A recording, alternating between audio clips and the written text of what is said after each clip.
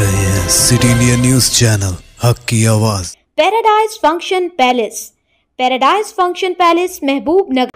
तेलंगाना के वज़ीर ट्रांसपोर्ट पन्नम प्रभाकर ने रियासती हुकूमत की जानिब से ख़वातीन को आरटीसी बसों में मुफ्त सफ़र की सहूलत की ज़मानत पर वज़ीर आज़म मोदी के तबसरे पर रद्द-ए-अमल ज़ाहिर करते हुए कहा कि ख़वातीन का मुफ्त बस सफ़र वज़ीर आज़म को हज़म नहीं हो रहा है।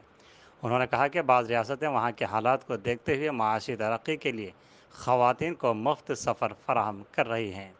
तेलंगाना में कांग्रेस हुकूमत को ख़वातीन के लिए मुफ्त सफ़र की सहूलत के सिलसिले में कोई परेशानी नहीं है। हम रूट्स में इजाफ़ा करेंगे और नई बसों की तादाद में इजाफ़ा करते हुए इस स्कीम को मज़ीद तौसी देंगे। మహిళలు ఉచితంగా బస్సులో ప్రయాణం చేయడాన్ని ప్రధానమంత్రి గారి స్థాయిలో జీర్ణించుకోలేకపోతా ఉన్నాడు. తప్పేంది కొన్ని రాష్ట్రాలు అక్కడ నుండి మహిళల మీద వారికి ఒక ఆర్థికంగా ఉపయోగపడాలనేటువంటి ఆలోచనతో ఉచిత బస్సు సౌకర్యం కలిగేసింది.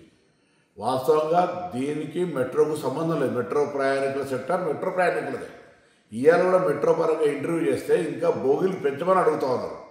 అది వదిలిపెట్టి ప్రధానమంత్రి గారు రాజకీయపరమైనటువంటి లబ్ధికి సంబంధించిన విషయంలో ఆలోచన చేస్తూ ఉన్నారా?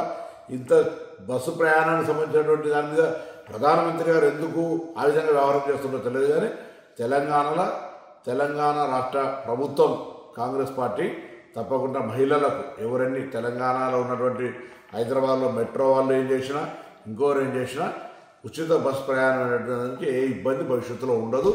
దీనికి ఇంకా కొన్ని రూట్లు పెంచి కొన్ని బస్సులు పెంచి కొంత ఇంకా సౌకర్యంగా చేయడానికి మా ప్రయత్నం కొనసాగుతుంది. ఆ విషయాన్ని గమనించాలి. ఇలా ప్రధానమంత్రి గారు మీరు మహిళల మీద ఆరిపోసుకోవడం బంద్ చేసుకోండి. ఈ విధంగా ఉచితంగా బస్సు ఇచ్చేంత మాత్రాన మీకు నష్టం జరుగుతున్నట్టు అజీర్తైనట్టు మాట్లాడితే మంచిది కాదు. ఇటువంటి చిన్న పరమైన వ్యాఖ్యలు చేసి ప్రధానమంత్రి స్థాయికి దిగజార్చుకోవద్దని ఈతో చెప్తా ఉన్నాను.